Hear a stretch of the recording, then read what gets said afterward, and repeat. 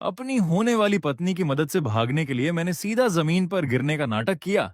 मुझसे नहीं हो रहा, लेकिन अगले ही पल पता नहीं कहां से चार काले कपड़े पहने हुए बॉडीगार्ड सामने आ गए। उन्होंने मुझे उठाया और सीधा गाड़ी में डाल दिया। मिशन कंप्लीट, अब बस सो जाओ। जब मेरी आंख खुली और सामने वही जानी पहचानी रूम दिखाई दी, तो मुझे लगा कि कुछ तो गड़बड़ है। डार्लिंग, मैं तुम्हें लेने आई हूं, लेकिन मेरे साथ एक छोटा सा प्रॉब्लम हो गया था। मैंने चारों तरफ देखा, सोचा शायद वो औरत कहीं छिपी हुई होगी। फिर मैं धीरे से बेड पर बैठ गया और ऐसा दिखाने लगा जैसे मुझे किसी बात की कोई टेंशन ही नहीं है। मेरे सिर में इतना दर्द क्यों हो रहा है? मैंने फिर से चारों तरफ देखा। पूरा रूम एकदम शांत था। यार, मेरी हालत तो बहुत खराब लग रही है। कहीं मैं मर तो नहीं जाऊंगा? लेकिन अगर वो यहाँ है ही नहीं तो ये पॉसिबल नहीं है। पिछली बार तो वो यहीं आसपास थी। शायद इस बार मैंने ठीक से एक्ट नहीं किया। चलो अब एक्टिंग शुरू करते हैं। मैंने जानबूझकर खुद को थोड़ा कमजोर दिखाया और वापस बेड पर लेट गया।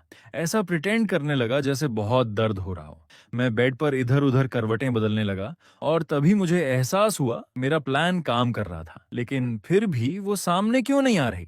मैं काफी देर तक वेट करता रहा। थक कर आखिर मैं झटके से उठकर बैठ गया। पता नहीं मेरे साथ क्या हो रहा था, या फिर मैं ही कुछ ज्यादा क्लमजी हो गया था।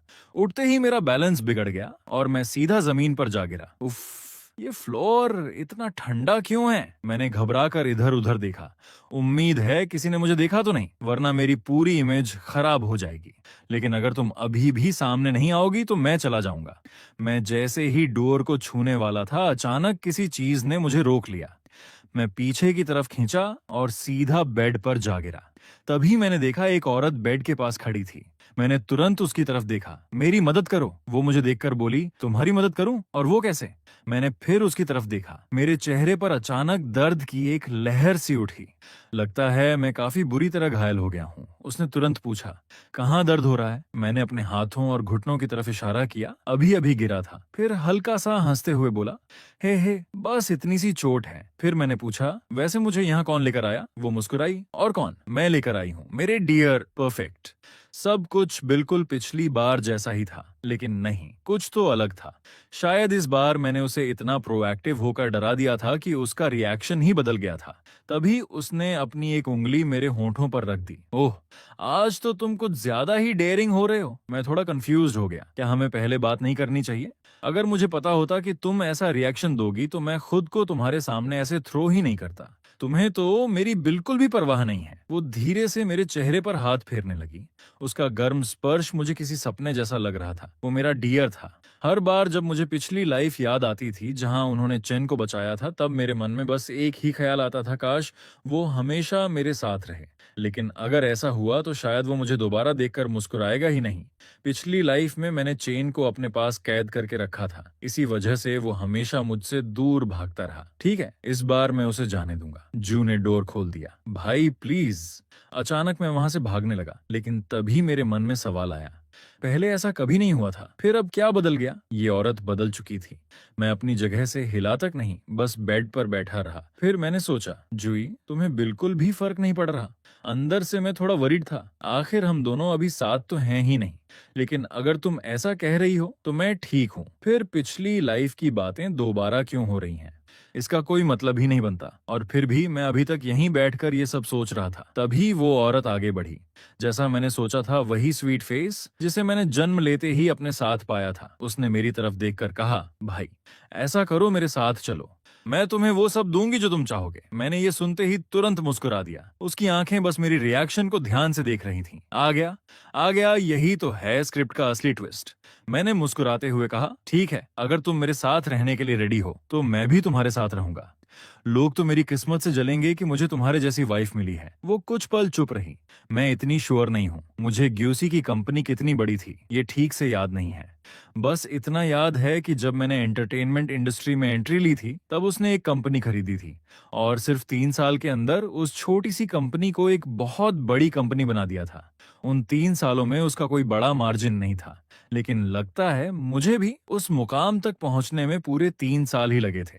मुझे इस तरह देखते ही वो औरत जैसे अंदर तक हिल गई। अचेन, ये कैसे पॉसिबल है? फिर उसने अपनी माँ की तरफ देखकर कहा, माँ, यही तो तुमने कहा था। अगली सुबह जब मेरी आंख खुली तो मेरे बगल में कोई नहीं था। हे भगवान, ये औरत सच में काफी स्ट्रांग है। मैं उठकर ड्रेसिंग रूम में गया। वहां मेरी पसंद के हिसाब से रखे हुए मेंस क्लोथ्स देखकर मैं कुछ पल के लिए रुक गया। मैं जानता था वो बाहर से कितनी भी टफ क्यों ना दिखे, अंदर से उतनी ही सॉफ्ट थी। तभी मेरा फोन बजा। कॉल मेरे एजेंट फुइयिन का था। उसने बताया, माँ अभी ओल्ड फू के साथ है। मेरी पिछली लाइफ में जब पूरी दुनिया मुझे क्रिटिसाइज करती थी तब सिर्फ वही इंसान था जो हमेशा मेरी हेल्प करता था। वही मेरे लिए रिसोर्सेज अरेंज करता और हर प्रॉब्लम को क्लियर करने में मेरी मदद करता था। अफसोस, आखिर में वो भी चला गया और फिर वो पूरा परिवार भी खत्म हो गया। आखिरकार मैं भी उस बात का अंदाजा नहीं लगा पाया था। इन सब बातों के बारे में सोचते सोचते मैंने अपनी आंखें बंद कर लीं। शायद इन सबको इस हालत में पहुंचाने वाला मैं खुद ही था। तभी मैंने फोन उठाया और दूसरी तरफ से फुयीन की आवाज आई। ओए लड़के, मैं सिर्फ 2-3 दिन के लिए बाहर गया था। तुझे पता भी है एंटरटेनमेंट इंडस्ट्री में कंपटीशन कितना ज्यादा है। तू इतनी आसानी से कैसे पकड़ा गया? मुझे तो ये कहते हुए भी शर्म आ रही है कि मैं तेरा एजेंट हूँ। फिर उसने कंपनी के बारे में बताना शुरू किया। किसी को भी आचन पर भरोसा नहीं था, सिर्फ मुझे यकीन था कि वो कर सकता है। और इतने लंबे समय के बाद आखिरकार उसे थोड़ी सी सक्सेस मिल ही गई थी। लेकिन अब चेन के सामने जो रास्ता आने वाला था वो पहले से कहीं ज्यादा मुश्किल होने वाला था। मैं ये सुनकर कुछ देर के लिए चुप रह गया, लेकिन फुइन ने एक पल के लिए भी मुझ पर डाउट नहीं किया। उसका पहला रिएक्शन यही था कि शायद मैं किसी मुसीबत में फंस गया हूं। मैं चुपचाप उसकी बातें सुनता रहा। असल में मैं तो बस एक्टिंग कर रहा था, मुझे कुछ हुआ ही नहीं था। बस उसका इतना गुस्सैल कैरेक्टर देखकर मैं थोड़ा सरप्राइज हो गया था। लेकिन उसे मुझे ये सब बताने की जरूरत भी तो नहीं थी, है ना? मुझे जितना जानना था मैं जान चुका था। मैंने पूछा, तुम अभी कहाँ हो? वो बोली, जल्दी से ऑफिस आ जाओ। उसकी आवाज से साफ लग रहा था कि अब वो पहले से थोड़ी शांत हो चुकी थी। मैंने कॉल काट दिया और न्यूज देखने लगा। इंडस्ट्री में रिसोर्सेज हासिल करने के लिए कंपटीशन इतना ज्यादा था कि हर कोई एक दूसरे को पीछे छोड़ने में लगा हुआ था। मैं नीचे स्क्रॉल करता गया और तभी धीरे धीरे उसकी नजरों के सामने एक नाम आया। उसका नाम वहीं दिखाई दे रहा था। मैंने फोन रख दिया और सीढ़ियों से नीचे उतरने लगा। नीचे पहुंचते ही देखा कि बटलर मेरे लिए कार का डोर खोल रहा था। मुझे लगा था कि वो क्रेजी वुमन शायद पहले ही ऑफिस चली गई होगी, लेकिन नहीं, वो यहीं मेरा इंतजार कर रही थी। मैं जाकर पैसेंजर सीट पर बैठ गया। फिर मैंने उसकी तरफ देखते हुए पूछा, कहाँ जा रही हो चेन? मैंने बताया, मेरे एजेंट ने मुझे ऑफिस बुलाया है। वो मेरी तरफ देखकर बोली, लेकिन तुम्हें भी तो पैसे कमाकर फैमिली को सपोर्ट करना है ना? फिर उसने बिल्कुल कैजुअली कहा, अब हम दोनों साथ हैं, तुम्हें इतनी मेहनत करने की जरूरत नहीं है। क्या मेरे पैसे तुम्हारे लिए काफी नहीं है? ये सुनकर उसने धीरे से मेरी तरफ देखा और मैं मन ही मन सोचने लगा, यार जूसे कितनी ब्यूटीफुल है, लेकिन हमारा रिलेशनशिप अभी इतना स्टेबल भी तो नहीं हुआ है। अगर किसी दिन उसने डिसाइड कर लिया कि वो मुझे नहीं चाहती तो क्या मुझे उसके लिए पहले से तैयार नहीं रहना चाहिए? मैंने धीरे से कहा, क्या पता किसी दिन तुम मुझे छोड़ दो, इसलिए मुझे भी थोड़ा प्रिपेयर रहना चाहिए, है ना? वो कुछ पल तक चुप रही। फिर जैसे ही मैंने उसकी तरफ देखा, उसके चेहरे पर कोई जवाब नहीं था, बस उसकी आंखों में एक अजीब सी सॉफ्टनेस थी। आखिरकार उसने धीरे से कहा, ऐसा कभी नहीं होगा। मैंने उसकी तरफ देखा। वो कुछ देर बाद फिर बोली, तुम्हें सीट बेल्ट लगा लेनी चाहिए। मैंने हल्की मुस्कान के साथ कहा, सुई, तुम मेरे साथ बहुत अच्छा करती हो, लेकिन अगर किसी दिन तुमने मुझे छोड़ दिया तो मैं अकेला रह जाऊंगा। मैं ये एक्सेप्ट नहीं कर सकता। मेरी बात सुनते ही उसने अचानक कार पर जोर से ब्रेक मार दिया। धड़ाम, एक जोरदार आवाज हुई। मेरा सिर सीधा विंडशील्ड से जा टकराया। मैंने दर्द से अपना सिर पकड़ा और वो मेरी तरफ देखकर बोली, हम अभी अभी साथ आए हैं और तुम अभी से अलग होने की बात सोच रहे हो? मैंने आखिर ऐसा क्या कर दिया कि तुम्हें मुझसे खतरा महसूस होने लगा? फिर उसने मेरी आंखों में देखते हुए पूछा, या फिर क्या तुम्हें अब पछतावा होने लगा है? मैंने तुरंत अपना सिर हिला दिया। नहीं, मुझे बिल्कुल भी पछतावा नहीं है। कोई चांस ही नहीं है कि मुझे कभी रिग्रेट होगा। ये वही चीज है जिसे पाने के लिए मैंने इतनी मेहनत की है। मेरी बात सुनकर केउसुई मुस्कुरा दी। फिर उसने दोबारा कार स्टार्ट कर दी। कुछ देर बाद हम ऑफिस पहुंच गए। मैं जल्दी से कार से उतरना चाहता था, लेकिन तभी उसने मुझे रोक लिया। उसने अपनी जेब से एक कार्ड निकाला और मेरी तरफ बढ़ा दिया। मैं इतना एक्साइटेड हो गया कि मेरी आंखों में लगभग आंसू आ गए। जेउसी, तुम तो कमाल हो। मैंने वो कार्ड लिया और तुरंत अपनी पॉकेट में रख लिया। फिर मैंने उसकी तरफ देखा। जूई, बाय, उसने कहा, अगर किसी चीज की जरूरत पड़े तो मुझे कॉल करना। मैंने मजाक में फोन पर नंबर डायल करने जैसा जेस्चर किया, फिर मुड़ा और भागता हुआ बिल्डिंग के अंदर जाने लगा। पीछे से जूस की आवाज आई, मैं तुम्हारे बाहर आने तक वेट करूंगी। मैंने पीछे मुड़कर सिर हिला दिया, लेकिन जैसे ही मैं बिल्डिंग के डोर तक पहुंचा, मेरे दिमाग में अचानक एक बात आई, वेट, ये क्या हो रहा है? ऐसा क्यों लग रहा है जैसे हमारे रोल्स ही बदल गए हैं? मैंने कंफ्यूज्ड होकर पीछे मुड़कर देखा। वो अभी भी वहीं खड़ी थी और चुपचाप मुझे देख रही थी। उसे देखते ही मेरे मन को अचानक थोड़ा सुकून मिला। इसी बीच उसका असिस्टेंट भी एंट्रेंस के पास लगातार चक्कर लगा रहा था। कल रात जो इंसिडेंट हुआ था उसके बाद नीचे रिपोर्टर्स की पूरी भीड़ जमा थी। अब मुझे डुआन चेन को रोकना होगा। मैं उसे बिना सोचे समझे कुछ भी बोलने नहीं दे सकता। तभी मेरे आदमी का मैसेज आया, इंजे ऑफिस पहुंच चुका है। फुएजिन ने मुझे पहले ही वार्न किया था, लेकिन एक बात समझ नहीं आ रही थी, वो अंदर आया कैसे? मैंने तो उसे आते हुए देखा ही नहीं, और रिपोर्टर्स ने भी उसे नहीं रोका। फुएजिन भागता हुआ बिल्डिंग के अंदर पहुंच गया। मैं वहां बैठा उसका इंतजार कर रहा था, लेकिन वो मेरी तरफ देख तक नहीं रहा था। मैंने मन ही मन सोचा, अब इसका क्या किया जाए? तभी फुसीन ने मेरी तरफ देखा। उसके चेहरे पर एक अजीब सी स्माइल थी। वो बोला, मेरे पास अंदर की एक गॉसिप है, देखना चाहते हो? मैंने उसकी तरफ देखा। उसने आगे कहा, और कल रात जो हुआ है ना, उसकी वजह से कंपनी में बहुत सारी प्रॉब्लम्स खड़ी हो गई हैं। तुम्हारा लेटेस्ट प्रोग्राम भी कैंसिल कर दिया गया। वो चेयर पर बैठ गया और अपना सिर खुजलाने लगा। फिर बोला, इंटरनेट की मेमोरी सिर्फ 3 सेकंड्स की होती है। जब भी तुम सामने आते हो, किसी न किसी डिजास्टर से बचने की कोशिश करनी पड़ती है। पहले ही अपॉर्चुनिटीज बहुत कम थीं, और अब जो थोड़ी बहुत बची थीं, वो भी चली गईं। मैंने उसकी बात सुनकर आंखें घुमा दी। कोई बात नहीं, आखिर में सब कुछ पिछली लाइफ जैसा ही तो है। लेकिन पिछली लाइफ में मैं इसी वजह से डिप्रेशन में चला गया था, और इसी चक्कर में मैंने एक बहुत बड़ी अपॉर्चुनिटी भी मिस कर दी थी। कंपनी का सिलेक्शन इसी ट्यूसडे को होने वाला था, लेकिन उस वक्त मेरी फैमिली ने मुझे कंसोल करने के नाम पर घर में ही रखा था। उन्होंने ये इन्फॉर्मेशन भी मुझसे छिपा ली थी, और मुझे तब तक बाहर नहीं निकलने दिया जब तक सिलेक्शन की लिस्ट ऑफिशियली पब्लिश नहीं हो गई। उस समय मैं इतना इमोशनल था कि मुझे कुछ समझ ही नहीं आया। लेकिन वो सीरीज विलन को छोड़कर बाकी हर चीज में जबरदस्त हिट हुई थी। उसके सारे एक्टर्स भी उसी सीरीज के बाद फेमस हो गए थे। इसलिए इस बार सबसे पहली चीज जो मुझे बदलनी थी वो थी उस सिलेक्शन में पार्टिसिपेट करना। मैंने खुद से कहा, इस बार मैं उस मौका को हाथ से जाने नहीं दूंगा। सपोर्टिंग एक्ट्रेस का रोल छोटा हो सकता है, लेकिन इसका मतलब ये नहीं कि मुझे नर्वस होना है। प्रेशर लेने का भी कोई फायदा नहीं है। फिर मैंने खुद को समझाया, वैसे भी अपॉर्चुनिटीज पहले से बहुत कम हैं, और अगर तुमने कोशिश ही नहीं की तो भगवान भी आ जाए ना, तुम्हें कोई नहीं बचा सकता। मैंने टेबल पर रखे कई स्क्रिप्ट्स उठाए, एक एक करके उन्हें देखने लगा। फिर मैंने कहा, चलो देखते हैं इनमें से कौन सी स्क्रिप्ट मुझे पसंद आती है, क्योंकि अब मैं ऑडिशन की तैयारी करने वाला था। अब मेरे पास एक गोल था, मुझे लिनाई के सिलेक्शन में हिस्सा लेना था। मेरी बात सुनते ही फुएसिन के तो होश ही उड़ गए। क्या तुम सीरियसली बोल रहे हो? मैंने सुना है कि उस सिलेक्शन में कम से कम 1000 लोग कंपीट कर रहे हैं, और जगहें सिर्फ कुछ ही हैं। तुम आखिर कंपीट किस चीज से करोगे? मैंने बिना किसी हेजिटेशन के कहा, मैं सीरियस हूं, इसीलिए तो मैं वहां जाऊंगा। मान लो मेरे सिलेक्ट होने के चांसेस 1000 में सिर्फ एक हैं, फिर भी यहां बैठकर कुछ न करने से तो बेहतर ही है। इतना कहकर मैं वहां से मुड़ गया। फुएसिन मेरी पीठ को देखता रहा। उसके चेहरे पर साफ चिंता दिखाई दे रही थी। उसने हल्की सी सांस छोड़ी। ठीक है, 1 घंटे के लिए। फिर शायद उसे खुद ही एहसास हुआ, नहीं, आखिर में मेरे पास इसे मना करने की पोजीशन भी तो नहीं है। मैंने कोई जवाब नहीं दिया। तभी मेरा फोन बजने लगा। स्क्रीन पर नाम देखकर मैं रुक गया। कॉल मेरे पिता दुआन मूटियन का था। मैं खुद को एक कड़वी हंसी हंसने से रोक नहीं पाया। पिछली लाइफ की एक भी बात मैं नहीं भूला था। मैं एक ऑर्फनेज में बड़ा हुआ था। फिर एक दिन डुआन फैमिली मुझे ढूंढते हुए वहां पहुंची। उन्होंने कहा कि मैं उनका खोया हुआ बेटा हूं। मैंने उस फैमिली को दिल से अपना माना था। मैं उनके साथ पूरी सिंसेरिटी से पेश आया, लेकिन दुआन मूतियन ने उसने मुझे कभी अपना फैमिली मेंबर समझा ही नहीं। जब मेरे खिलाफ जानबूझकर अटैक्स किए गए, जब लोग मुझे बदनाम करने की कोशिश कर रहे थे, तब उसने मेरी हेल्प करने के बजाय मुझे घर में ही बंद कर दिया। वो मुझे जबरदस्ती सोशल इवेंट्स में लेकर जाता था, लोगों से कॉन्टैक्ट्स बनाने के लिए मजबूर करता था, और तुम लोगों को तो पता ही है, मेरा स्टमक पहले से ठीक नहीं था, लेकिन उसे उससे कोई फर्क नहीं पड़ता था। वो मुझे जरूरत से ज्यादा शराब पीने के लिए मजबूर करता रहा। धीरे धीरे मेरी हेल्थ तक खराब हो गई, और एक्टिंग में मिलने वाली मेरी सारी अपॉर्चुनिटीज वो एक एक करके मुझसे छीनता चला गया।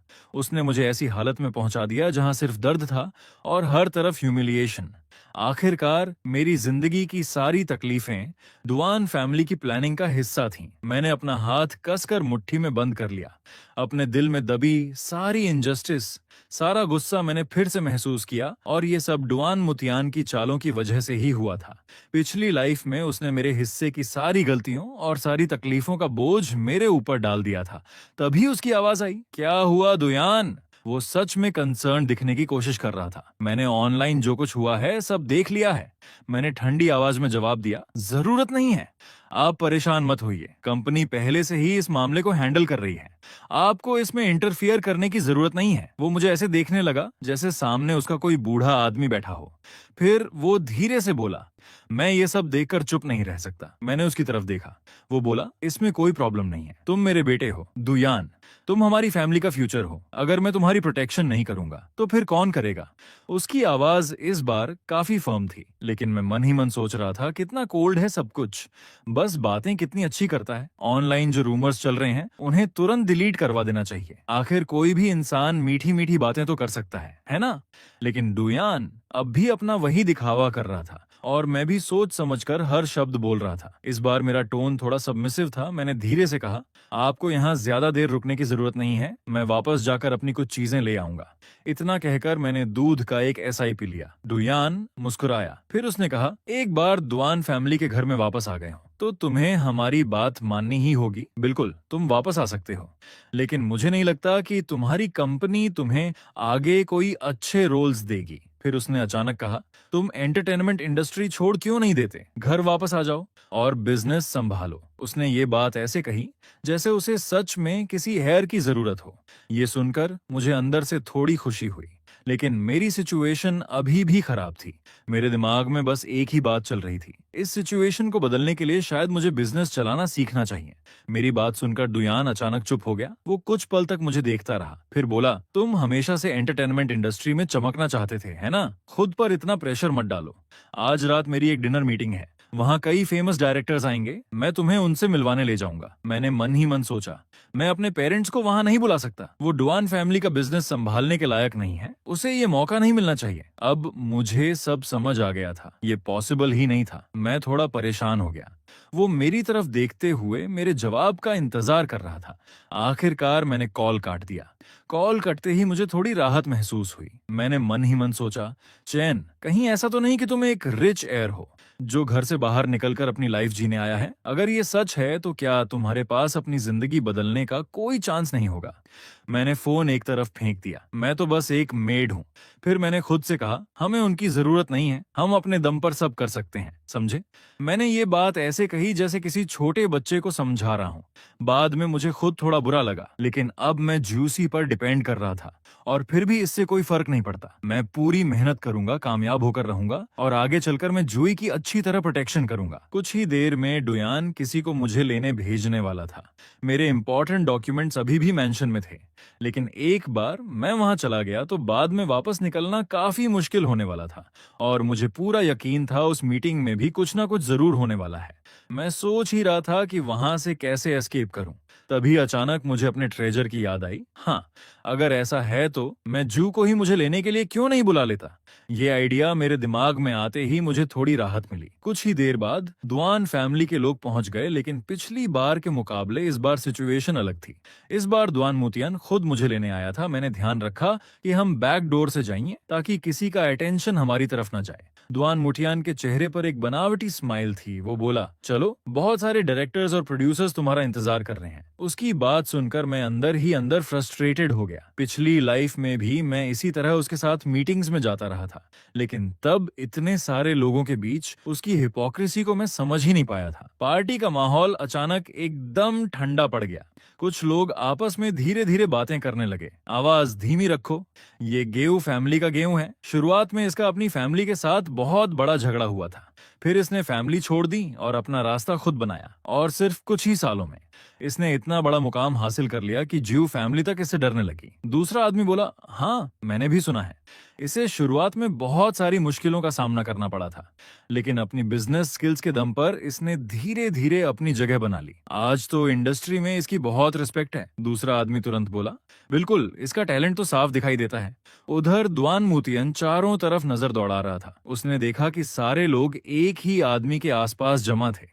साफ था उसकी स्टेटस कोई मामूली नहीं थी। दुआन मुतियन ने तुरंत अपना ग्लास उठाया और उसकी तरफ बढ़ गया। चेहरे पर बनावटी स्माइल लाते हुए बोला, हेलो, मैं डुआन ग्रुप का सीईओ हूँ। आपसे मिलकर बहुत खुशी हुई। गियोसुई ने उसकी आवाज सुनी तो धीरे से अपना सिर घुमाया। उसकी नजर दुआन मुतियन पर पड़ी।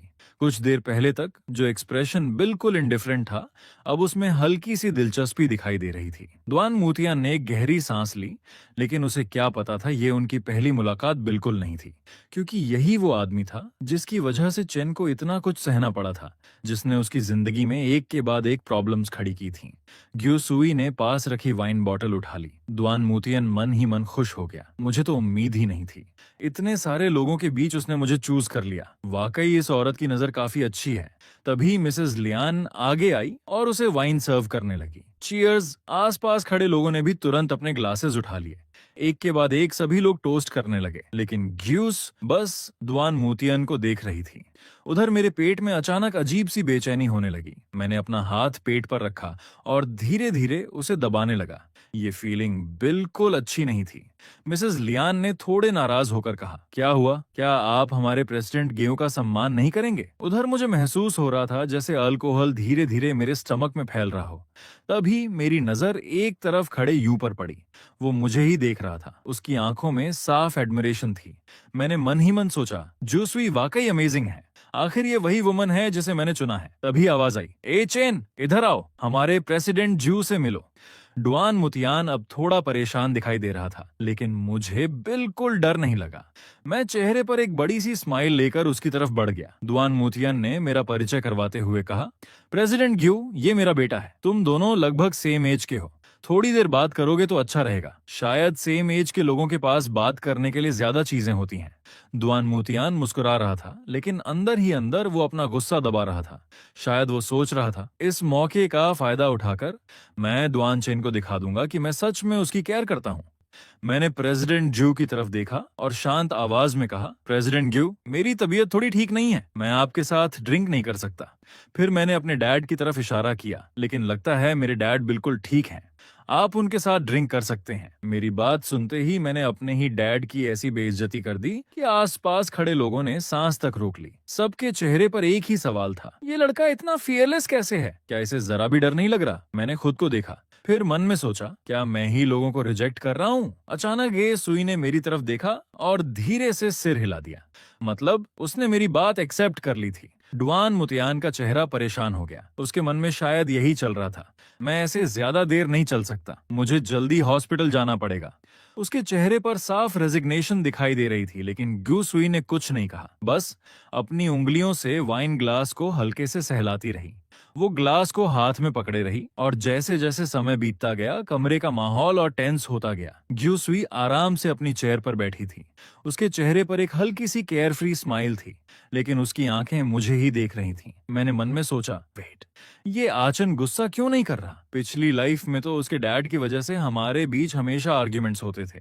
मैं बिल्कुल नॉर्मल फील कर रहा था, लेकिन जैसे ही मैंने अपना सिर दूसरी तरफ घुमाया, मैं अचानक रुक गया। या शायद, क्या सच में सब नॉर्मल है? फिर मैंने खुद से कहा, म्यू शायद ये सोचेगी कि मैं अच्छा बेटा नहीं हूँ। मुझे थोड़ा केयरिंग सन बनने की एक्टिंग करनी चाहिए। ग्युसुई ने तुरंत अपनी नजरें वापस मेरी तरफ कर लीं। वो कुछ पल तक दुआन मुतियन को देखती रही। जब उसे लगा कि दुआन मुतियन कुछ नहीं कर रहा, तो आखिर उसने बोल ही दिया, अगर अब तुम और ड्रिंक नहीं कर सकते तो कम से कम टेबल पर रखा वो ग्लास तो खत्म कर दो। दुआन मुतियन ने हैरानी से जुई की तरफ देखा, फिर उसने लायन की तरफ देखा। लियन भी उतनी ही सरप्राइज्ड थी। अब वहां मौजूद हर इंसान समझ चुका था, ये कोई कोइंसिडेंस नहीं था। डुआन मुतियान पर प्रेशर बढ़ चुका था। उसके पास कोई ऑप्शन नहीं था। आखिरकार उसने वो ग्लास उठा लिया और पूरी वाइन पी गया। फिर उसने बिना किसी इमोशन के अपनी नजरें नीचे कर लीं। कुछ देर बाद वो बड़बड़ाया, ये मत समझना कि तुम लोग बहुत चालाकी से काम कर रहे हो, मुझे सब समझ आ चुका है। मैंने उसकी हालत देखी तो तुरंत आगे बढ़ा। उसकी मदद करते हुए मैंने कहा, सॉरी, मेरे डैड ने आपको काफी परेशानी दी है, प्लीज इसे गलत मत समझिए। वो उम्र में बड़े हैं, उन्हें हर चीज समझ नहीं आती। मैं आगे बढ़ा ही था कि जोसुई के चेहरे पर एक हल्की सी मिस्चिवस स्माइल आ गई। उसने मुझे देखते हुए पूछा, तुम्हें वो लड़का पसंद है? मैंने उसकी तरफ देखा। शायद वाइन का असर अब थोड़ा होने लगा था। मेरा सिर हल्का सा घूम रहा था। मैं लड़खड़ाया तो उसने तुरंत मुझे संभाल लिया। उसने बहुत नरमी से कहा, आचिन, तुम्हें थोड़ा बिहेव करना चाहिए। फिर उसने मेरा हाथ पकड़ते हुए कहा, चलो मेरे साथ। उधर दुआन मोतियन के दिमाग में तो जैसे तूफान मचा हुआ था। वो इस बेटे को समझ ही नहीं पा रहा था। अब मैं क्या करूं? मुझे तो यकीन ही नहीं हो रहा।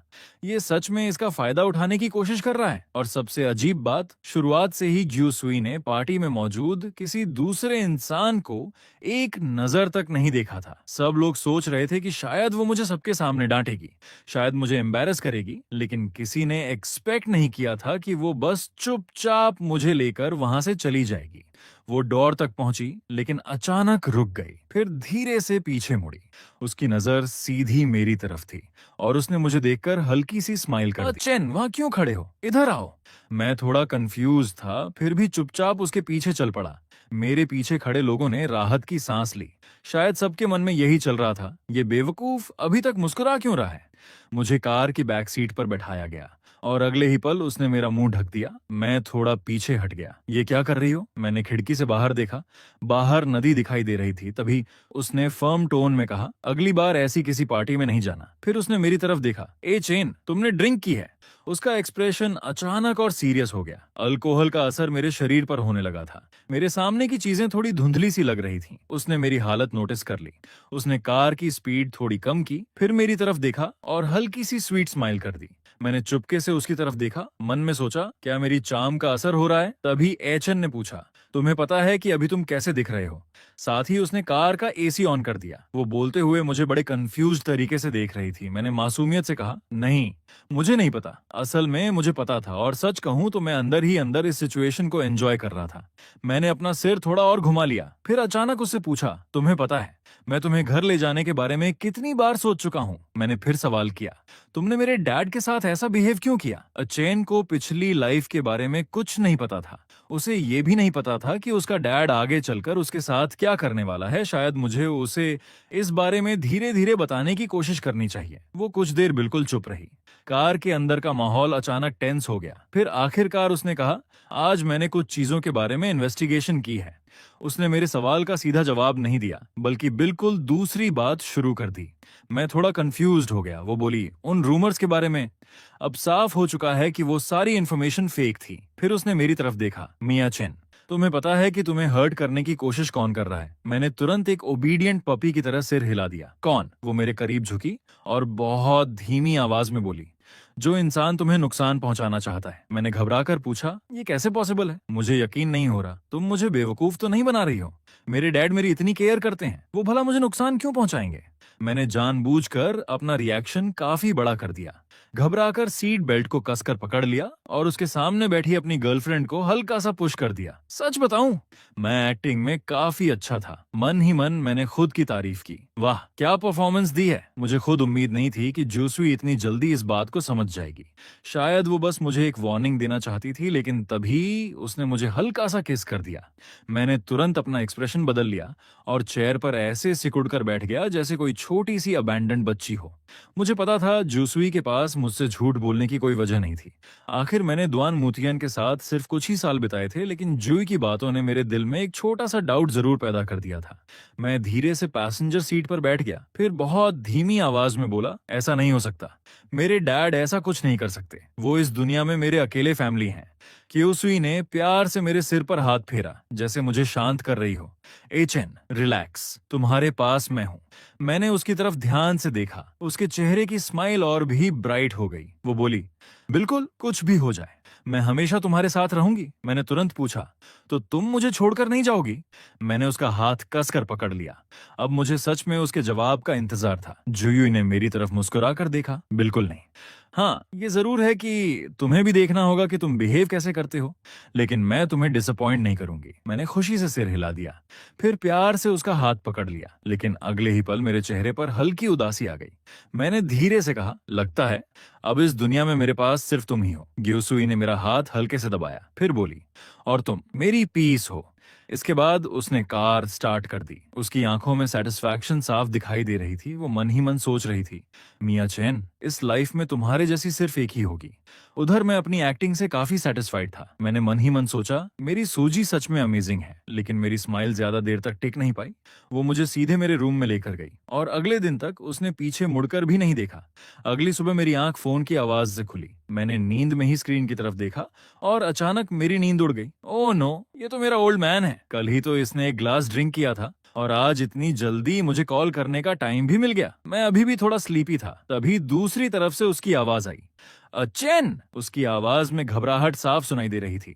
मैंने आलस भरी आवाज में जवाब दिया, हाँ। दुआन मूतियन ने तुरंत अपना कंसर्न्ड फादर वाला एक्टिंग शुरू कर दिया। तुम ठीक तो हो? मिस ग्यू ने तुम्हारे साथ कुछ गलत तो नहीं किया? आखिर तुम दोनों के बीच। फिर मैंने उसे बताया कल उसने मेरे साथ कुछ गलत नहीं किया। उसने मुझे बस एक कार्ड दिया और कहा कि बाद में उसकी मंशन पर आकर उससे मिलूं। उसके बाद उसने मुझे बीच सड़क पर ही छोड़ दिया। मैंने ये सब जानबूझकर इस तरह बताया ताकि उसे समझ आ जाए कि मुझे अपने साथ कहीं ले जाने का उसका प्लान छोड़ देना ही बेहतर होगा।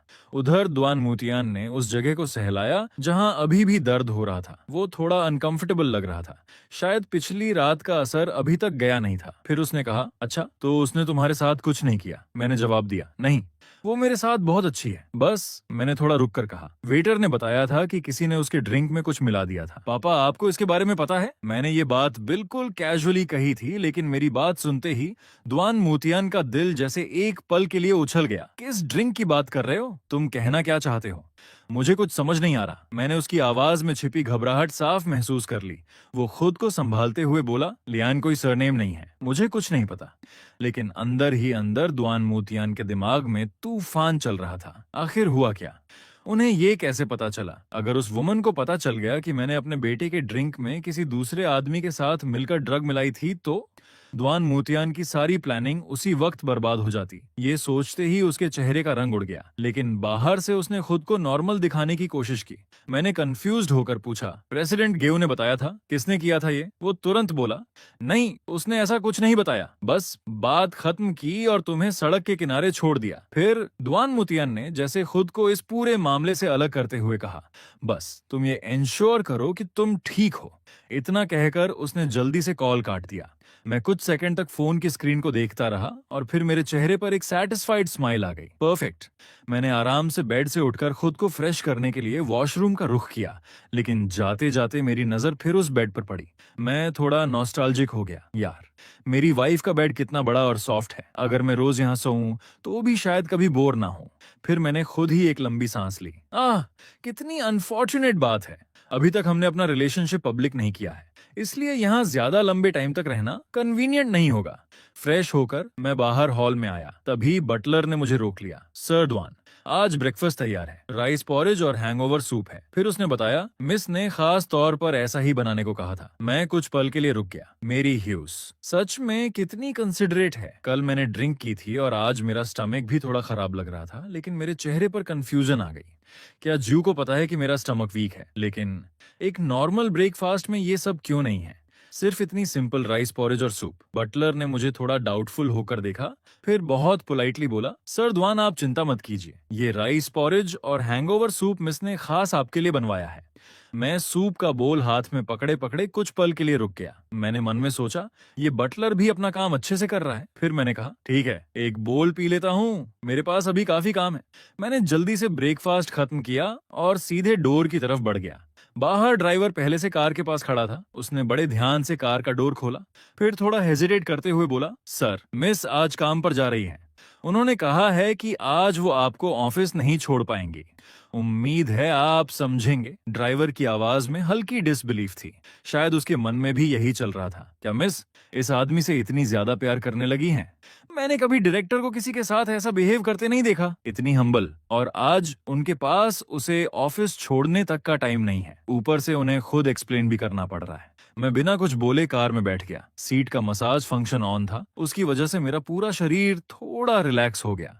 मैंने हल्का सा सिर हिलाया, फिर अपना फोन निकाला और एक कॉन्टैक्ट सर्च किया। मैंने अपनी कार में बैठे हुए एक फोटो खींची और उसे भेज दी, फिर आराम से पीछे टिक गया। आज भी एक अच्छा वर्किंग डे होगा। कुछ ही देर में रिप्लाई आ गया, अगर थक जाओ तो मुझे मैसेज कर देना, मैं खुद तुम्हें लेने आ जाऊंगी। उसके वर्ड्स में हल्का सा पॉजिटिवनेस था, जैसे उसके लिए मेरा ऑफिस जाना भी बस एक छोटा सा लाइफ एक्सपीरियंस हो। मैंने सेटिस्फैक्शन के साथ एक सिंपल ओके इमोजी भेज दिया और खुशी खुशी ऑफिस के लिए निकल गया। उधर फोएसिन सुबह से ही ऑफिस में मेरा वेट कर रहा था कंपनी पर। आज फिर प्रेशर आ गया था, उसे साफ वार्निंग दी गई थी, अगर इस बार तुमने कोई ऐसा आर्टिस्ट प्रोड्यूस नहीं किया जो सच में स्टैंड आउट करे तो तुम्हारे अंडर काम करने वाले लोगों को निकालना पड़ेगा। फुएसिन ये सुनकर परेशान हो गया। उसने बाकी टैलेंट्स को भी चेक किया था, लेकिन ऑनेस्टली ज्यादातर लोग काफी एवरेज थे। अब कंपनी की आखिरी उम्मीद सिर्फ दुआन चेन पर टिकी थी। फुएसिन ने यह सोचकर माथे पर हाथ रख लिया। प्रेशर लगातार बढ़ता जा रहा था। उसने मन ही मन कहा, बस ये सिलेक्शन जल्दी खत्म हो जाए और डुआन चेन अपने काम पर फोकस कर पाए। फुएसिन नर्वस होकर चेयर पर बैठा, फिर अचानक उठ गया, 2 कदम चला और वापस आकर फिर चेयर पर बैठ गया। तभी बाहर से किसी की आवाज सुनाई दी, कल बॉस के साथ तुम्हारी मीटिंग कैसी रही? तुम अपने परफॉर्मेंस से सेटिस्फाइड हो? कोई रोल मिला या नहीं? ये आवाज तन्फी की थी। वो फोएसिन के साथ ही कंपनी में आया था। हालांकि वो भी एक न्यूकमर था, लेकिन इतने कम टाइम में ही उसने थोड़ी फेम हासिल कर ली थी। फोएसिन ये बात अच्छी तरह जानता था। एंटरटेनमेंट इंडस्ट्री बहुत ही कॉम्पिटिटिव जगह थी। नए टैलेंट्स के सामने आमतौर पर 2 ही रास्ते होते थे, या तो उनके पास जेन्युइनली स्ट्रॉन्ग स्किल्स हों या फिर उनके पास पावरफुल कॉन्टैक्ट्स हों। और कुछ लोग शॉर्टकट्स के लिए गलत तरीके भी अपनाते थे। इंडस्ट्री में जिन आर्टिस्ट का नाम पहले से बड़ा था, उनके पीछे हमेशा कोई ना कोई पावरफुल इंसान खड़ा होता था। फुएसिन ने अपनी ठुड्डी पर हाथ फेरा, फिर अचानक उसे लगा, नहीं, मेरे थॉट्स ही गलत डायरेक्शन में जा रहे हैं। उसने खुद को मन ही मन डांटा। फ्यूएसिन, तुम अपने पर्सनल बेनिफिट के लिए डुआन चेन का फ्यूचर खराब नहीं कर सकते। डुआन चेन इससे कहीं ज्यादा डिजर्व करता है। उसे एक जेन्युइन स्टार बनना चाहिए, ऐसा स्टार जिसे लोग सच में दिल से पसंद करें। बेहतर होगा मैं जाकर देखूं कि कौन कौन से प्रोडक्शंस अभी एक्टर्स की तलाश कर रहे हैं। मैंने ये सोचा और प्रोडक्शंस के बारे में पूछताछ करने निकल गया। जब मैं वापस ऑफिस पहुंचा तो देखा मेरा एक दोस्त सोफा पर बैठा मोबाइल चला रहा था। मैं जाकर उसके पास बैठ गया। वो तन्फी था। वो कैजुअली किसी राइटिंग कंपटीशन में पार्टिसिपेट कर रहा था। जैसे ही उसने हमें देखा, उसने एक तंज भरी स्माइल दी, फिर सार्कास्टिक टोन में बोला, यार, लोगों के बीच इतना डिफरेंस क्यों होता है? हम एक ही क्लास में पढ़ते थे और मैं जो पढ़ाई में कोई खास अच्छा भी नहीं था, आज देखो मेरे रिजल्ट्स कहाँ पहुंच गए हैं। उसकी बात सुनकर साफ था वो इनडायरेक्टली खुद की अचीवमेंट्स दिखा रहा था। उसने आगे कहा, देखो मैं कितना आगे निकल गया। हम एक ही स्कूल के क्लासमेट्स थे, लेकिन मैं जो पढ़ाई में सबसे वीक था, मैंने तो अपने रिजल्ट्स ऑलरेडी दे दिए। मेरे पास उसकी बात का कोई जवाब नहीं था। मैंने बस अपना सिर नीचे कर लिया। डिफरेंस साफ था, गुड स्टूडेंट्स और बैड स्टूडेंट्स के बीच। लेकिन असल में अच्छे स्टूडेंट्स अपने अचीवमेंट से कभी पूरी तरह सेटिस्फाइड नहीं होते, और ना ही वो इस तरह बैठकर अपनी अचीवमेंट्स का शो ऑफ करते हैं। मैंने अपनी टी का कप टेबल पर रखा और मन ही मन खुद की तारीफ की। वाह, मैं भी कमाल हूँ, अपना बचाव भी कर सकती हूँ और जवाब देना भी आता है। उधर फ्यूसन ने तन्फी की तरफ देखा और उसका माथा सिकुड़ गया। मन तो उसका कर रहा था कि तन्फी का मुंह ही बंद कर दे, क्योंकि अगर कंपनी ने अचानक डिसीजन लिया तो सबसे पहले हम दोनों को ही निकाल दिया जाएगा। आखिर उनके पास तो कम से कम दिखाने के लिए कुछ अचीवमेंट्स थी। तानफी ने मुझे तिरछी नजर से देखा, फिर फुएसिन की तरफ देखा, जैसे कह रहा हो, देखो कभी ये अच्छा स्टूडेंट था और आज मेरे सामने इसकी हालत देखो। फिर उसने हल्की आवाज में कहा, इतना खुश मत हो, 30 साल में सिचुएशन बदलते देर नहीं लगती। तैयार रहना, क्योंकि जिस चीज को आज तुम बहुत वैल्यूएबल समझ रहे हो सकता है कल उसकी कोई वैल्यू ही ना बचे। इतना कहकर उसने अपना मोबाइल टेबल पर रख दिया। स्क्रीन पर लोडिंग इंटरफेस दिखाई दे रहा था। फिर उसने मेरी तरफ देखते हुए कहा, अब तो मुझे सच में इंतजार रहेगा। जिस कंपनी का आर्टिस्ट कुछ भी अच्छा नहीं कर रहा, वो आखिर क्या अचीवमेंट हासिल करेगा? तान फाई का एक्सप्रेशन अब काफी अगली हो चुका था, लेकिन मैं बिल्कुल शांत बैठा उसे देखता रहा। उसने फिर पूछा, तो बताओ तुम आखिर क्या अचीवमेंट हासिल कर सकते हो? टान फेयू की एक्सप्रेशन थोड़ी हार्ड हो गई। वो मुझे ऐसे देख रहा था जैसे उसे मेरी बिल्कुल भी परवाह नहीं थी। फिर वो बोला, आगे चलकर मेरे आर्टिस्ट को देखना, वो सच में एक्सेप्शनल हैं। दिन रात सिर्फ एक्टिंग की प्रैक्टिस करते हैं। एंटरटेनमेंट वर्ल्ड में क्या चल रहा है उस पर भी लगातार नजर रखते हैं। कुछ आर्टिस्ट की तरह नहीं, जो यहाँ से निकलने के बाद भी नॉवेल्स पढ़ने के लिए टाइम निकालते रहते हैं। सुयान अब खुद को रोक नहीं पाया। उसने तुरंत सार्कास्टिक कमेंट कर दिया, सीरियसली? तुम लोग एक्टिंग पर रिसर्च कर रहे हो? मुझे लगता है तुम खुद भी जानते हो कि असली टैलेंट किसमें है। तानफे ने एक कोल्ड लाफ किया, फिर मुड़कर वहां से जाने लगा। जाते जाते उसने कहा, सिर्फ इसलिए कि तुम्हारे पीछे फाइनेंशियल सपोर्ट है। उसकी बात सुनकर फुयेशन उसकी तरफ गुस्से से देखने लगा। वो उसकी पीठ को देखता रहा, मन में सोचने लगा, अगर किसी दिन इनकी खून ऑपरेशन खत्म हो गई तो सच में बहुत बड़ा मैस हो जाएगा। फिर उसने मेरी तरफ देखा और कहा, मैं तुम्हें बस एक एडवाइस दूंगा, अपने काम पर थोड़ा ज्यादा फोकस करो। और अच्छा हुआ कि तुम उसके हाथ नहीं लगी, वरना पता नहीं वो तुम्हें कौन कौन से गलत काम करवाता। इसलिए बेहतर है थोड़ी और मेहनत करो। क्या, अपने काम को पॉलिश करने में टाइम लगाओ, वरना आगे अच्छे रिसोर्सेज मिलना मुश्किल होगा। उसकी आखिरी बात भले ही मजाक जैसी थी, लेकिन बोलते बोलते उसकी स्माइल भी थोड़ी टेंस हो गई। उधर मैं आराम से लेग्स क्रॉस करके बैठी थी। मेरे हाथ में एक नॉवल थी और मैं उसे पढ़ रही थी, लेकिन नॉवल पढ़ते पढ़ते मेरी नजर अपनी स्किन पर पड़ी। वहां एक हल्का सा रेड मार्क था जो कल की चोट की वजह से पड़ा था। फुयेसिन ने गहरी सांस ली, फिर अचानक मेरी तरफ देखकर बोला, दुआनचेन, मुझे एक्सप्लेन करो, ये सब क्या चल रहा है? ऐसा तो नहीं कि आजकल तुम्हारा किसी के साथ कुछ चल रहा है? उसने मेरे नेक की तरफ इशारा किया। उसका हाथ धीरे धीरे नीचे आया। मैंने तुरंत अपना सिर हिला दिया, ऐसा कुछ नहीं है। लेकिन मैं नॉवल पढ़ना बंद नहीं कर रही थी। मैंने कैजुअली कहा, इतना प्रेशर मत डालो। फुयीन के चेहरे पर ऐसा एक्सप्रेशन था जैसे वो अब तक बहुत कुछ पढ़ ही नहीं पाया था। फिर उसने कहा, और वो वुमन जो क्लियरली तुम में काफी इंटरेस्टेड लगती है? मैंने उसका शॉक्ड फेस देखा और मन में सोचा, मुझे मारने की कोशिश करने से अच्छा है पहले कोई ऐसी प्लेटफॉर्म ढूंढो जो सच में मेरे टैलेंट को रिकॉग्नाइज करे। पहले अपनी फाउंडेशन स्ट्रांग करो, एक एक स्टेप करके आगे बढ़ो। फुयेसिन ने टेबल को पकड़ लिया। उसका बैलेंस थोड़ा डगमगा रहा था। दुआनचेन, तुम पागल हो गए हो क्या? चलो अब मुझे बताओ, वो इंसान है कौन? ऐसा तो नहीं कि ये वही पर्सन है जिसके बारे में तुम सोशल मीडिया पर लगातार बात करते रहते हो? आखिर वो तुम्हें कौन सा रोल दे सकती है? मैंने हल्की सी स्माइल की और सिर हिला दिया। नहीं, फुइन ने तुरंत पूछा, क्या तुम्हें लगता है वो तुम्हारे लेवल की है? उसके चेहरे के एक्सप्रेशंस लगातार बदल रहे थे। मैंने आखिरकार कहा, वो हमारी कंपनी की बॉस है। ये सुनते ही फुइन सोच में पड़ गया। उसे याद आया कि डुआन चेन नॉर्मली ज्यादा लोगों से मिलता जुलता भी नहीं था। उसके कॉन्टैक्ट्स भी बहुत लिमिटेड थे। तो फिर आखिर ये कौन हो सकती है? मैंने भी कुछ पल सोचा। फिर मेरे दिमाग में सुयू का ख्याल आया। लगता है मेरे भाई सुयू का कंपनी के साथ कुछ कोलैबोरेशन है। अगर कोलैबोरेशन है तो टेक्निकली उसे भी सुपीरियर माना जा सकता है। मैंने आखिरकार सिर हिलाया। हमारे मैनेजर, मैंने सिर हिलाकर कहा। नहीं, वो जनरल डायरेक्टर नहीं है। फुयीन ने फिर पूछा, तो वाइस प्रेसिडेंट? मैंने फिर सिर हिला दिया। नहीं, वाइस प्रेसिडेंट भी नहीं। अब फुयीन का एक्सप्रेशन देखकर ही डर लगने लगा था। वो घबराते हुए बोला, तो एग्जीक्यूटिव डायरेक्टर? मैंने फिर आराम से सिर हिला दिया। हाँ, बस उसके बाद फुयीन का चेहरा देखने लायक था। सच में उसका एक्सप्रेशन ऐसा था जिसे वर्ड्स में डिस्क्राइब करना मुश्किल था। वो शायद मन ही मन ग्यूसुई की कंपनी में पोजीशन कैलकुलेट कर रहा था। फिर अचानक उसकी आंखें फैल गईं। एक मिनट, कहीं वो डायरेक्टर तो नहीं? उसका एक्सप्रेशन अब पहले से भी ज्यादा शॉकिंग था। मैंने कहा, नहीं। फुयीन को लगा जैसे उसके आसपास की पूरी दुनिया घूम रही हो। उसने तुरंत टेबल को पकड़ लिया, लेकिन शायद टेबल भी उसके लिए काफी नहीं थी। वो बड़बड़ाया, जल्दी से कोई बेड लाओ, मुझे लेटना है। मुझे ये सब आराम से सुनना पड़ेगा। मैंने भी कुछ पल सोचा। घर में सुई की पोजीशन और कंपनी में प्रेसिडेंट की पोजीशन कंपेयर की। लगता है थोड़ा बहुत डिफरेंस तो अभी भी है, लेकिन प्रेसिडेंट से ऊपर तो कुछ नहीं होता है ना? मैंने आखिरकार रिलक्टेंटली सिर हिला दिया। फुयीन के चेहरे पर इस वक्त इतने सारे इमोशंस थे कि समझ ही नहीं आ रहा था उसे खुश होना चाहिए या दुखी। उसने धीरे से अपना मुंह खोला और बोला, आह चैन, तुम्हें खुद नहीं पता था और तुमने मुझे इतना बड़ा शॉक दे दिया।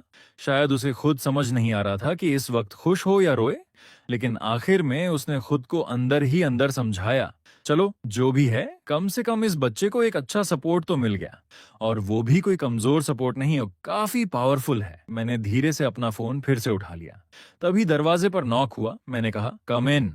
दरवाजा खुला। मैंने अंदर आने वालों को देखा। चेहरे कुछ जाने पहचाने से लग रहे थे। उन्हें देखकर वो भी थोड़ा सरप्राइज्ड हुए। उसने हल्का सा माथा सिकोड़कर पूछा, तुम लोग जिम में ट्रेनिंग क्यों नहीं कर रहे? यहाँ क्या करने आए हो? ये कुछ ऐसे आर्टिस्ट थे जो उसके अंडर काम करते थे। उनमें से एक ने कॉन्फिडेंस के साथ कहा, हम कॉन्ट्रैक्ट टर्मिनेट करने के बारे में बात करने आए हैं। फुइन ने अपना सरप्राइज दबाया, फिर बिल्कुल काल्म होकर बोला, तुम्हारे कॉन्ट्रैक्ट को खत्म होने में अभी 3 साल बाकी हैं। अगर तुम लोग अभी कॉन्ट्रैक्ट तोड़ते हो तो तुम्हें पेनल्टी देनी पड़ेगी, और वो पेनल्टी तुम्हारे लिए छोटी रकम नहीं होगी।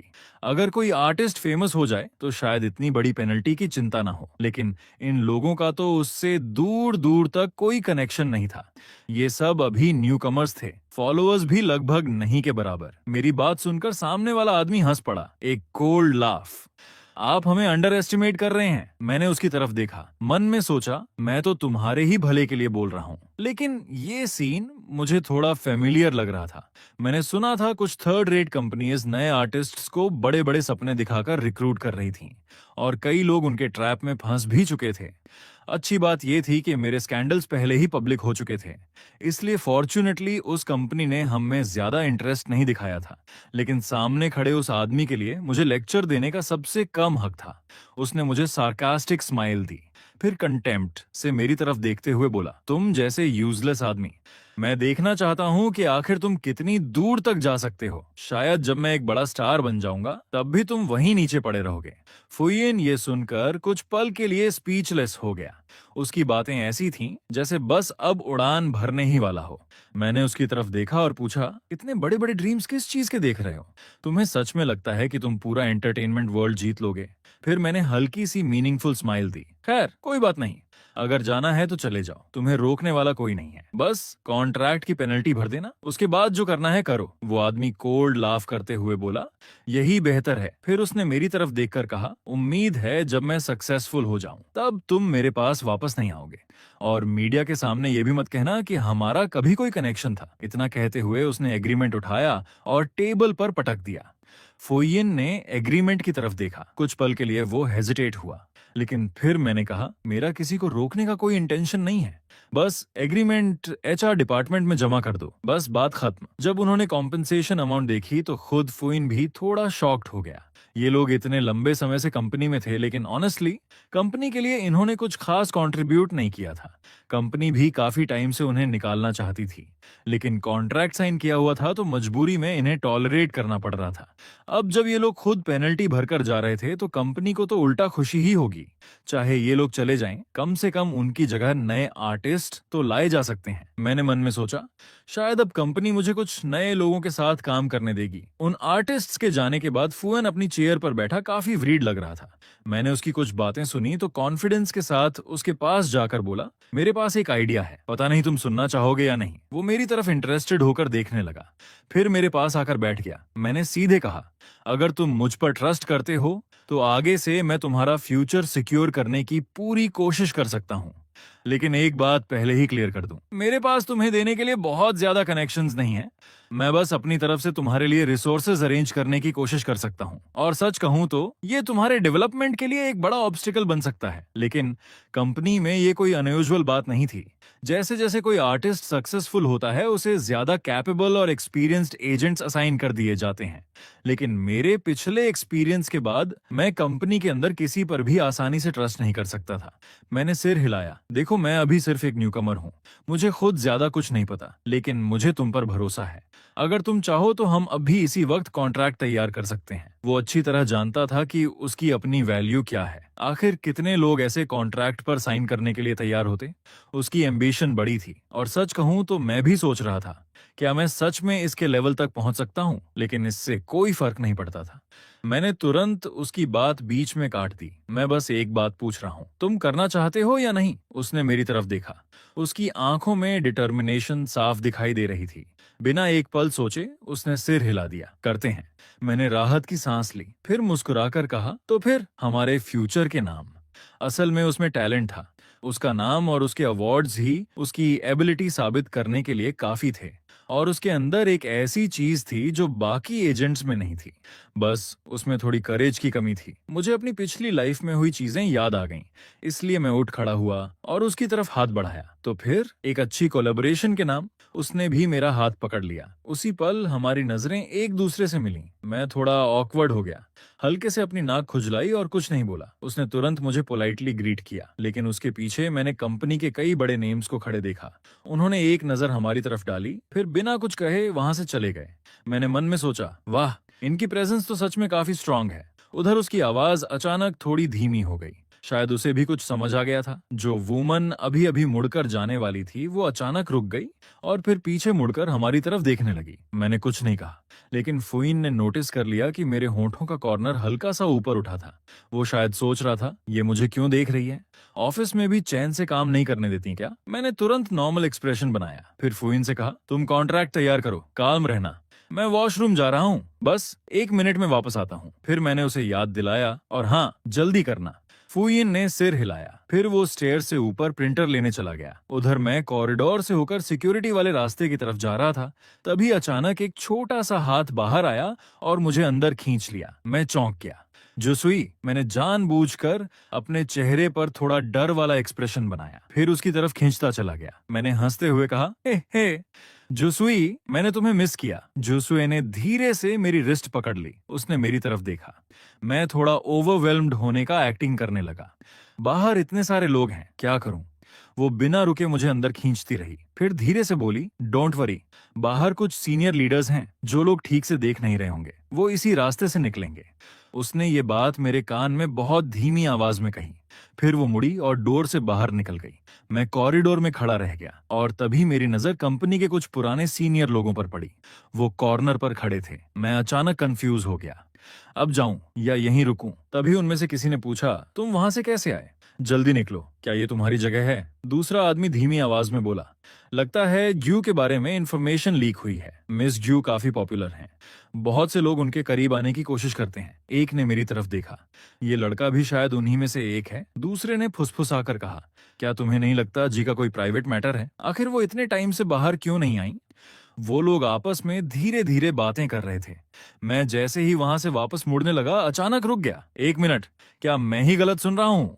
फॉर्चुनेटली मैं कॉर्नर के पीछे छिप गया और चुपचाप उनकी बातें सुनने लगा। एक आदमी बोला, डॉक्टर को बुलाने की जरूरत नहीं है। दूसरा तुरंत बोला, नहीं, सच में जरूरत है, ये तो बहुत एम्बेरसिंग हो जाएगा।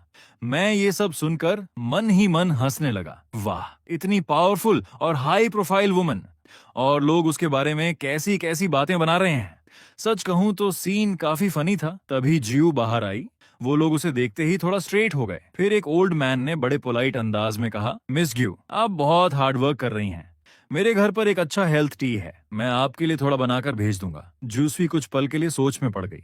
फिर उसके दिमाग में शायद मेरा ख्याल आया, चेन इन दिनों काफी मेहनत कर रहा है और ठीक से सो भी नहीं रहा, उसके लिए हेल्थ टी काफी यूजफुल रहेगा। फिर उसने हल्की स्माइल के साथ कहा, ठीक है, मैं मना नहीं करूंगी, वैसे भी मुझे इसकी जरूरत ही थी। उस ओल्ड मैन के चेहरे पर तुरंत सरप्राइज आ गया। शायद उसने सोचा भी नहीं था कि उसकी छोटी सी बात इतना असर करेगी। उसने मन में सोचा होगा, सच में जिसे बात करना आता है वो अलग ही लेवल का होता है। उसकी एक छोटी सी बात ने मिस ज्यू को खुश कर दिया था। आसपास खड़े बाकी लोग उसे देखकर थोड़े जेलस लग रहे थे। उधर मैं वापस ऑफिस में आ गया। फुइन ने मुझे देखते ही पूछा, चेन, जो सीनियर लोग तुमने बाहर देखे थे, क्या उनमें से कोई तुम्हारा जानने वाला था। फिर उसने सस्पिशियस होकर पूछा, और तुम इतनी जल्दी वापस क्यों मुड़ गए थे, इतनी देर तक बाहर भी थे। मैंने उसकी तरफ देखा। क्योंकि अब हम दोनों साथ काम करने वाले थे, इसलिए मैंने ज्यादा कुछ छिपाया नहीं। मैंने कॉन्फिडेंटली सिर हिला दिया। फुयीन ने गहरी सांस ली। आज कंपनी में एक पूरा ग्रुप आया था। मिस ज्यू को छोड़ दो, बाकी लोग तो खैर जो है वो है।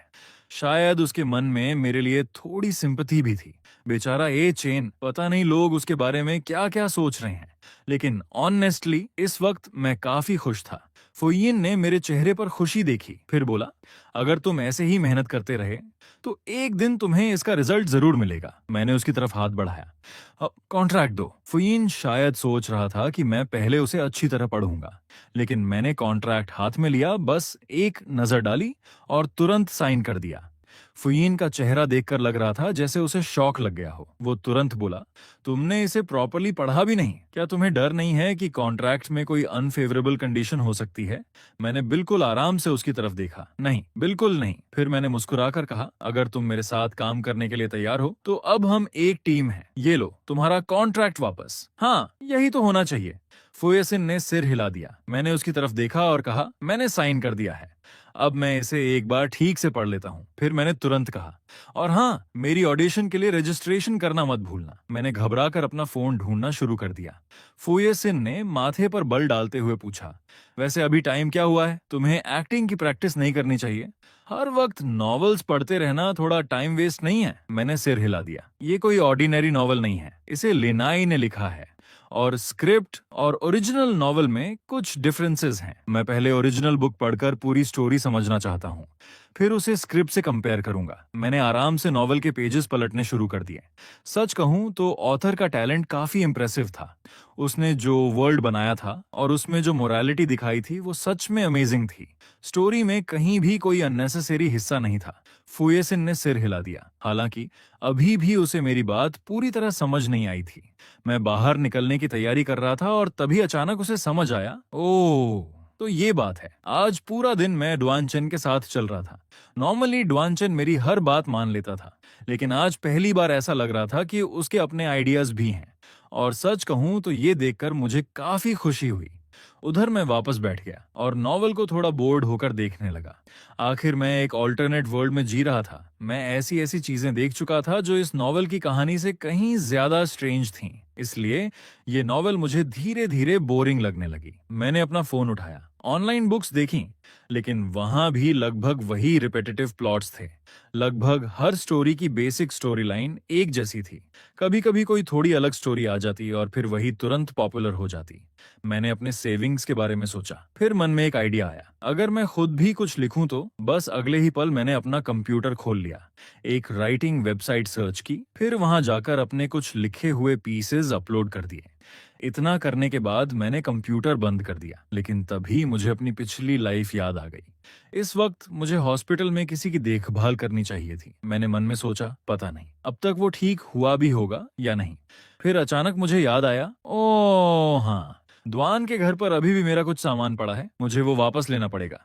मैं ऑफिस से चुपचाप निकल गया और सीधे पास के हॉस्पिटल की तरफ चला गया। द्वान मुतियान हमेशा से काफी शो ऑफ करने वाला आदमी था। इस बार भी उसने हॉस्पिटल की सबसे अच्छी रूम ले रखी थी। ऐसा लग रहा था जैसे वो चाहता हो कि कोई नर्स 24 घंटे उसकी सेवा में लगी रहे। मैंने डोर पर नॉक किया और अंदर चला गया। चेन, तुम्हें पता है मैं तुम्हारे लिए कितना वरीड था। ये मुझे डर था कहीं कोई तुम्हें नुकसान न पहुंचा दे। मुझे देखते ही द्वान मुतियन का एक्सप्रेशन बदल गया। अचानक वो काफी एनर्जेटिक दिखने लगा। वाह, इस आदमी पर कंसर्न दिखाना भी कितना सूट करता है। मैं डोर पर खड़ा मुस्कुराते हुए उसे ऑब्जर्व करता रहा, लेकिन मुझे बेवकूफ मत समझना। अंदर आने से ठीक पहले मैंने उसे नर्स के साथ काफी खुशी खुशी बातें करते हुए देखा था। अगर ये मेरी पिछली लाइफ होती तो मैं अब तक उसके पास जाकर उसे कंसोल कर चुका होता, लेकिन इस बार मैंने खुद को थोड़ा गिल्टी दिखाया। धीरे धीरे उसके पास गया और कहा, पापा मैं आ गया। द्वान मुतियान ने मुझे देखा। उसके चेहरे पर ऐसा एक्सप्रेशन था जैसे वो पूछ रहा हो, अब तुम्हारे चेहरे पर मुझे क्या देखने को मिलेगा? लेकिन मुझे वहां सिर्फ फ्रस्ट्रेशन नजर आ रही थी। उसने मेरे हाथ पर हल्का सा टैप किया, फिर बोला, मैं बस तुम्हारी चिंता करता हूँ। इतना कहते ही उसने अचानक अपने चेस्ट पर हाथ रखा और जोर जोर से कॉफ करने लगा। मैंने तुरंत कंसर्न्ड एक्सप्रेशन बनाया। आप बहुत वीक लग रहे हो, आप अपना ध्यान रख रहे हो ना? अंदर से मुझे खुद बुरा लग रहा था। मैंने सोचा, ये सब मेरी वजह से हो रहा है, मुझे अभी यहाँ आना ही नहीं चाहिए था। मैंने आपको और परेशान कर दिया। फिर मैंने अपनी जेब से एक बैंक कार्ड निकाला और उसकी तरफ बढ़ाते हुए कहा, पापा ये रख लो, इससे कुछ अच्छा खाना खरीद लेना, जल्दी रिकवर करने में मदद मिलेगी। लेकिन अंदर ही अंदर मुझे पता था कि दुआन मुतियन इतनी आसानी से मुझे कुछ देने वाला नहीं है। और हुआ भी वही। कार्ड को देखते ही उसकी आंखों में चमक आ गई। उसने एक्साइटेड होकर कहा, क्या बात कर रहे हो? हमारे पास पैसे की कोई कमी नहीं है। तुम जो थोड़ी बहुत सैलरी कमाते हो उसे खुद पर खर्च करो। फिर उसने मुझे गौर से देखा। वैसे तुम्हारे कार्ड में कई हजार होंगे ना? आखिर तुमने घर के लिए अभी तक कुछ दिया भी नहीं है। कुछ सेविंग्स की हैं। मैं मन ही मन कुछ जवाब देना चाहता था, लेकिन मैं चुप रहा। फिर उसे देखते ही मुझे सब समझ आ गया।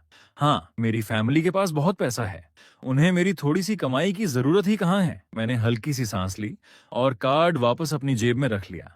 उधर सेओयन का एक्सप्रेशन थोड़ा उदास हो गया। शायद उसे उम्मीद नहीं थी कि उसका बेटा इतना फिलियल होगा। उसने मुझे देखकर कहा, चिंता मत करो बेटा, तुम्हारे डैड जल्द ही हॉस्पिटल से बाहर आ जाएंगे। मैंने सिर हिलाया, उम्मीद है। पास खड़ी नर्स भी थोड़ा इमोशनल हो गई थी। मैंने फिर कहा, सच कहूं पापा, यहाँ तो बहुत सारे लोग आपकी केयर कर रहे हैं, आपको मेरी जरूरत भी नहीं है। फिर मैंने कैजुअली पूछा, क्या मैं आज रात घर वापस जा सकता हूँ? दुआन मोतियान ने हल्की सी स्माइल दी।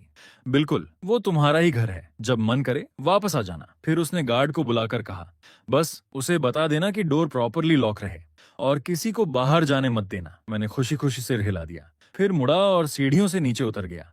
बाहर आकर मैंने एक टैक्सी ली और वापस घर के लिए निकल पड़ा। लेकिन जैसे ही मैं वहां पहुंचा, मेरे सामने वो विशाल मैंशन खड़ा था और उसके चारों तरफ हर जगह बॉडीगार्ड्स तैनात थे। बाहर से गुजर रहे लोग मुझे देखकर शायद मुझे छोटा समझ रहे थे, लेकिन अंदर से मैं बिल्कुल शांत था। आखिर मैं अपनी पिछली जिंदगी में कितने ही कामों के सिलसिले में महलों तक जा चुका था। ये कोई नई बात नहीं थी। घर के सर्वेंट्स मुझे देखकर थोड़े शॉक्ड थे। उनके चेहरे साफ कह रहे थे, ओह, लगता है आज सूरज पश्चिम से निकला है। ये वही छोटा मास्टर है ना जो पहले इतना डरपोक हुआ करता था।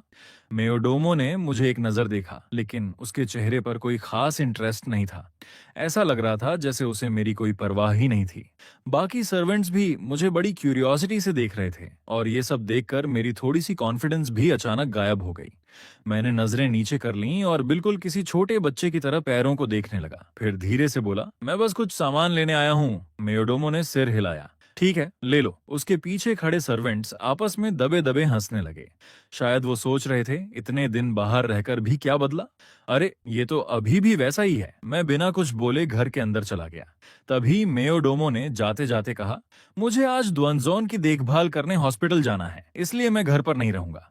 वो मेरी तरफ देखे बिना ही आगे बढ़ गया। फिर बोला, हाँ, रेफ्रिजरेटर में खाना रखा है, भूख लगे तो खुद कुछ बना लेना। ये सुनकर मैंने मेयोडोमो को घूर कर देखा। रेफ्रिजरेटर में खाना? मेरे मन में तुरंत सवाल उठा, इस घर में इंग्रेडिएंट्स कहाँ से आएंगे? आखिर दुआन फैमिली के घर में तो हमेशा पहले से खाना खरीदकर और बनाकर रखा जाता था। तभी किचन से एक कुक बाहर आया। उसके हाथ में सी फूड से भरी 2 प्लेट्स थीं। मैंने दोनों प्लेट्स को देखा और मेरी आंखें थोड़ी सी कुड़ गईं। पापा सच में बीमार है ना? फिर ये सी फूड यहाँ कैसे है? मेयोडोमो ने कुक से कहा, आज मैं द्वंजोन की देखभाल करने हॉस्पिटल जा रहा हूँ, ये तुम रख लो। कुक तुरंत मुस्कुराया और सिर हिला दिया। मैं सब समझ गया। मतलब डुआन फैमिली का यंग मास्टर खुद खाना बनाएगा और ये सी फूड कुक के लिए है। आमतौर पर शायद यही खाना मेयोडोमो खाता था।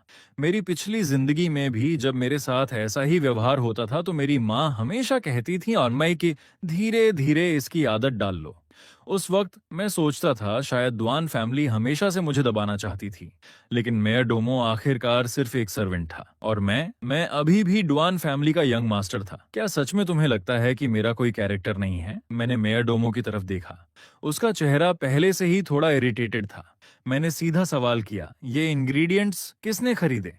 कुक मेरे सवाल से थोड़ा चौंका, लेकिन फिर भी शांत होकर बोला, नॉर्मली इंग्रेडिएंट्स मैं ही खरीदने जाता हूँ। मतलब ये सारे इंग्रेडिएंट्स द्वान फैमिली के पैसों से ही खरीदे जाते हैं। ये सुनते ही मेयोडोमो का चेहरा और बिगड़ गया। वहीं कुक को भी एहसास हो गया कि शायद उससे कुछ गलत निकल गया है। वो तुरंत चुप हो गया।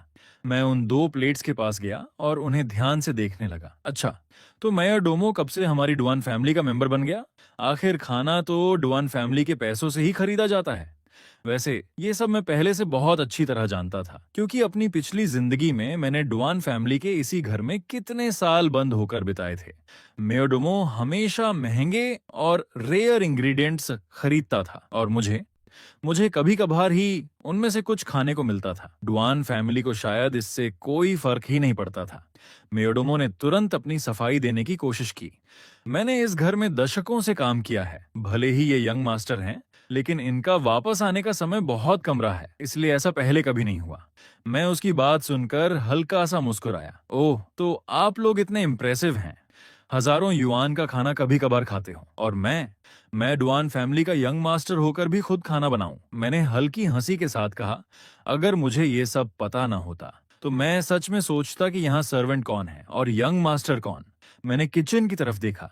मेयरडोमो के लिए कुक सी फूड बना रहा था और दुआन फैमिली का यंग मास्टर उसे खुद इंस्टेंट नूडल्स बनाने पड़ रहे थे, वो भी बिना किसी साइड डिश के। मैंने मजाकिया अंदाज में कहा, कम से कम एक एक तो छोड़ सकते थे ना। कुक प्लेट हाथ में पकड़े थोड़ा अनकंफर्टेबल हो गया, फिर बोला, अच्छा ये यंग मास्टर के लिए रख देते हैं, वैसे भी हमें नहीं पता था कि यंग मास्टर आज वापस आएंगे। अगर पहले पता होता तो ये सी फूड निश्चित तौर पर आपके लिए होता। मेयोडोमो लगातार मुझे घूर रहा था। मैंने मन ही मन सोचा, इंटरेस्टिंग, जो खाना तुम खुद नहीं खाते वही मेरे लिए छोड़ दिया। सच में तुम लोग मेरी कितनी केयर करते हो। मैंने आंखें थोड़ी सी कोड़ ली, फिर सी फूड की प्लेट उठाने के लिए हाथ बढ़ाया। कुक ने न सिर्फ राहत की सांस ली बल्कि अपनी कलाई भी ऐसे झटकी जैसे कोई भारी काम खत्म कर दिया हो। मेयोडोमो ने हल्की सी मॉकिंग स्माइल दी। देखा, यंग मास्टर हैं, फिर भी वही खाना खा रहे हैं जो हम लोग नहीं खाते। मैंने दोनों को एक नजर देखा, फिर हल्की सी सीटी बजाई। अगले ही पल घर के डॉग्स दौड़ते हुए मेरे पास आ गए।